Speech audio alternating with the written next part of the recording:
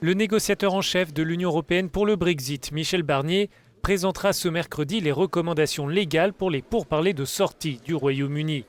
Il s'agit d'apporter le cadre juridique aux orientations politiques décidées la semaine dernière par les 27 chefs d'État et de gouvernement de l'Union. Cette unité, elle n'est pas dirigée contre le Royaume-Uni.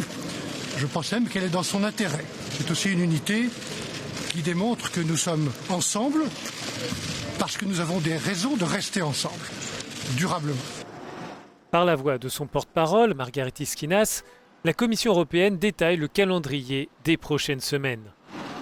Les véritables négociations commenceront après le 8 juin, c'est-à-dire après les élections britanniques.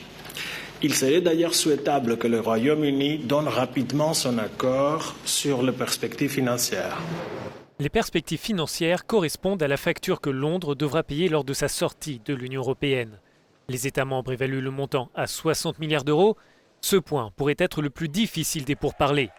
C'est la raison pour laquelle la première ministre britannique Theresa May espère renforcer sa majorité à l'issue des élections législatives anticipées. Ces négociations seront difficiles et afin d'obtenir le meilleur accord pour le Royaume-Uni, nous devons être sûrs d'avoir une majorité stable pour ces négociations. Et tous les votes pour moi et mon équipe renforceront mes capacités dans ces négociations.